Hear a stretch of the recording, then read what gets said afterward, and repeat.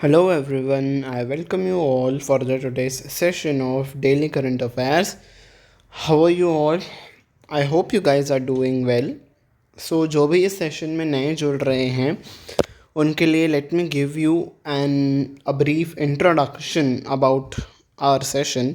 तो हम current affairs को कैसे डिस्कस करते हैं in the form of a quiz. तो मैं पहले आपको एक क्वेश्चन देता हूँ, हम उसका आंसर डिस्कस करते हैं. देन आफ्टर दैट उसके रिलेटेड जो भी कुछ थोड़ी इन्फॉर्मेशन होती है वो मैं आपको बता देता हूँ ब्रीफ में. ठीक है.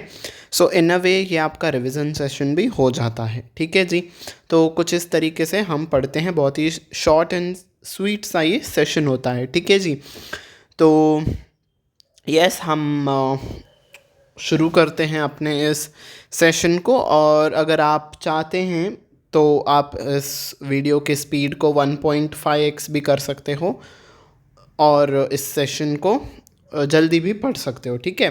आप अपने हिसाब से स्पीड को एडजस्ट कर लेना. ठीक है जी. Okay. So the first question is on your screen. Who has been appointed as the chairperson of the Central Board of Secondary Education CBSE? तो CBSE के chairperson के तौर पे किसे नियुक्त किया गया है? Yes, correct answer is option number B, Rahul Singh ji. ठीक है. तो इनके प्लेस पे पहले कौन था? चिबर जी करके थे. ठीक है. अब उन्होंने नीति आयोग के एडवाइज़र के तौर पे पदभार संभाला है, तो उनके जगह पे अब राहुल सिंह आ गए हैं. ठीक है जी. CBSE का हेडक्वार्टर्स कहाँ पे है? न्यू दिल्ली में. ठीक है. Okay. Who has emerged as the winner of the Women's Premier League WPL Cricket 2024? तो वुमेंस प्रीमियर लीग क्रिकेट का दौर चल रहा था. जैसे मेंस के कैटेगरी में IPL होता है, ठीक है, वैसे वुमेंस के कैटेगरी में WPL हुआ. ठीक है. तो इस साल का खिताब किस टीम ने जीता? Yes, correct answer is option number B, royal challengers Bangalore, that is RCB. किसको हराया? दिल्ली कैपिटल्स को हराया. ठीक है. तो ये इस बार कौन सा एडिशन था? ये सेकेंड एडिशन था. ठीक है. और पिछले साल कौन सा हुआ था? इसका मतलब फर्स्ट एडिशन हुआ था. फर्स्ट एडिशन किसने जीता था? मुंबई इंडियंस ने जीता था. ठीक है जी. तो ये था आपकी इन्फॉर्मेशन WPL के रिगार्डिंग. ठीक है. Next question. Which city in the Nepal has been declared as the tourism capital of the Himalayan nation? Himalayan nation यहाँ पे किसको कहा गया है? नेपाल को ही किया गया है. तो नेपाल का टूरिज्म कैपिटल कौन सा है? Yes, correct answer is option number B, Pokhara. ठीक है. वैसे तो नेपाल की कैपिटल सिटी काठमांडू है, पर टूरिज्म कैपिटल के तौर पे किस सिटी को डिक्लेयर किया गया है? पोखरा. ठीक है. Okay. Next question. What is the name of the cyclone storm that recently affected Australia's northern territory? तो ऑस्ट्रेलिया का जो नॉर्दर्न पार्ट है उसको अफेक्ट किया है किस साइक्लोन ने? ठीक है. Yes, correct answer is option number C, cyclone Megan. ठीक है. Okay. Next question. Which organisation has partnered with Indian Olympic Association IOA as the official banking partner for team India at the Paris Olympics 2024? तो Indian Olympics association के साथ किस bank ने partnership किया है? ठीक है.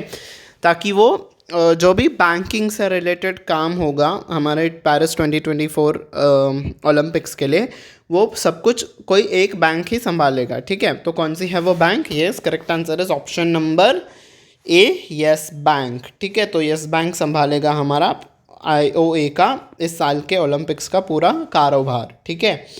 बैंकिंग से रिलेटेड का कारोबार. ठीक है. Okay.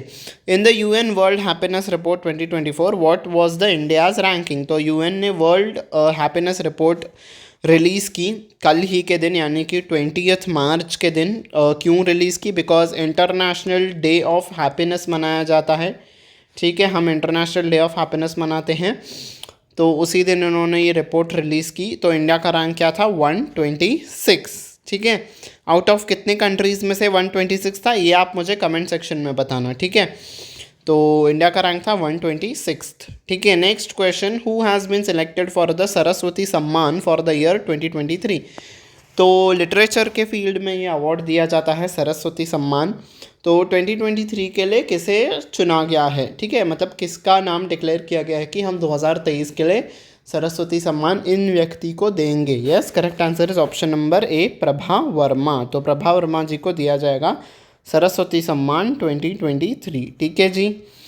Next question, which organisation is spearheading? Spearhead करने का मतलब होता है लीड कर रहा है, तो कौन सा ऑर्गेनाइजेशन लीड कर रहा है इंडियन आर्मी का technological revolution in the field of signals technology? तो जो भी टेक से रिलेटेड चीज़ें हैं उसको और ज़्यादा बढ़ावा देने के लिए और जो भी न्यू टेक्नोलॉजीज आ रही है वो इंडियन आर्मी में हम कैसे इम्प्लीमेंट कर सकते हैं, उस चीज़ को कौन सी ऑर्गेनाइजेशन देख रही है? Yes, correct answer is option number C, signals technology evaluation and adaptation group, STEAG. ठीक है, तो यही है वो ऑर्गेनाइजेशन जो कि सारे नए नए जो भी टेक्नोलॉजिकल इनोवेशंस आएंगे वो इंडियन आर्मी में इम्प्लीमेंट करेगा। ठीक है जी, तो यस, स्टीक हो जाएगा आपका आंसर। ठीक है, तो आप इसका एक्रोनिम भी याद रखना, एक्रोनिम भी पूछ सकता है आपके एग्जामिनेशन में। ठीक है जी, next question, where did the maiden test firing? Maiden ने सबसे पहली बार उसकी टेस्ट फायरिंग की गई, किसकी? इंडिया का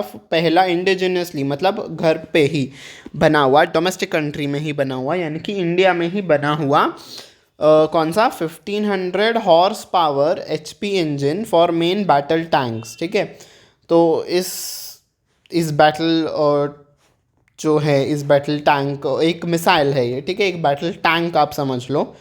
तो इसकी टेस्ट फायरिंग की गई मार्च 2024 के दिन। ठीक है, यानी कि कल ही के दिन। तो कहाँ पे ये टेस्ट फायरिंग की गई? Yes, correct answer is option number C, Mysuru. Mysuru कहाँ पे आता है आपका, किस स्टेट में आता है?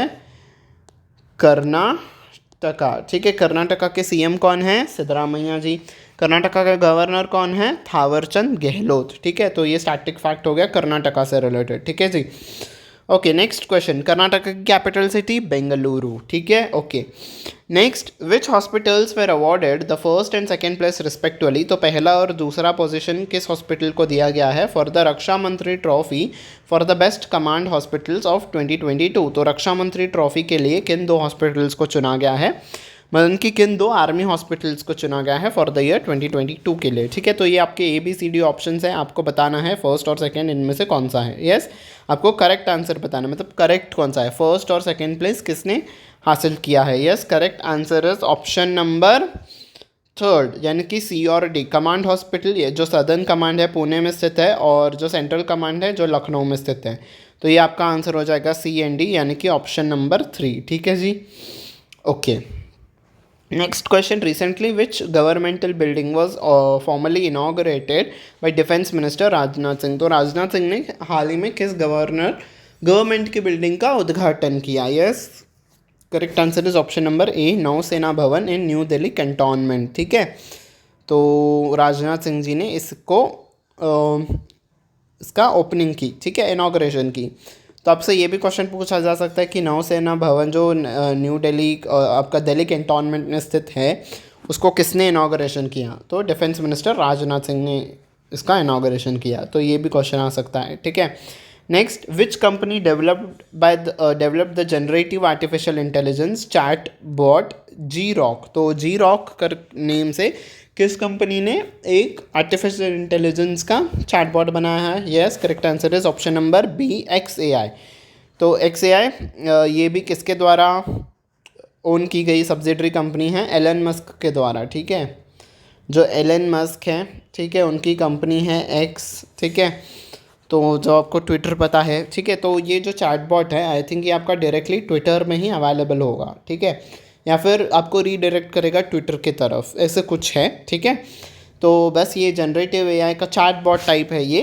और आफ्टर सक्सेस ऑफ ChatGPT का जो AI है, ChatGPT AI, उसके सक्सेसफुल होने के बाद इन्होंने और एक चैटबॉट निकाल दिया जिसका नाम है XAI। ठीक है, तो yes, next question, dash was the world's third most air polluted country in 2023? तो तीसरा कौन सा है मोस्ट पोल्यूटेड कंट्री? पहला आपका है बांग्लादेश, दूसरा है आपका पाकिस्तान, तीसरे पायदान पे पूरे विश्व में कौन सा है आउट ऑफ 134 कंट्रीज में से? Yes, correct answer is option number 5, none of the above. इनमें से कोई भी कंट्री नहीं है जो कि तीसरे पायदान पे, बिकॉज तीसरे पायदान पे है इंडिया। ठीक है, तो yes, none of the above भी आपका आता है ऑप्शन, वो भी आपका सही होता है।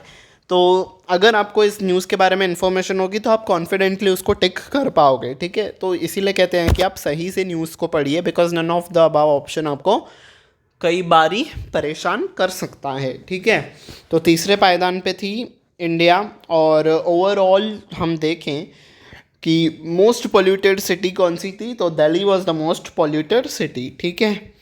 Okay, next, dash was the warmest year in the 174 year observational record. तो पिछले 174 सालों में 174 ईयर्स में जो रिकॉर्ड हमने किया है ईयर्स का, उस रिकॉर्ड्स के कंपैरिजन में कौन सा साल था सबसे गर्म, warmest. Yes, correct answer is अपना 2023, ठीक है। 2023 was the warmest because of the El Nino effect, ठीक है। वो एल नीनो मैंने आपको पिछले सेशंस में समझा दिया था कि एल नीनो क्या होता है, ला नीना क्या होता है, ठीक है जी।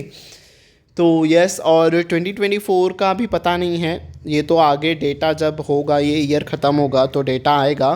फ़िलहाल की ही बात करें तो अभी तो भाई मार्च 21 हो रहा है आज का दिन। बहुत ज़्यादा गर्मी हो गई है, हद से ज़्यादा। इट्स लाइक अनबेरेबल सा। मार्च में इतनी ज़्यादा गर्मी कभी नहीं देखी थी। बट लेट्स सी कहाँ पहुँचते हैं हम। Okay, how is the weather there in your city, आपको बताना है मुझे कमेंट सेक्शन में, ठीक है। What's the maximum temperature there, आप बता सकते हो मुझे अपने कमेंट सेक्शन में, ठीक है जी। ओके, तो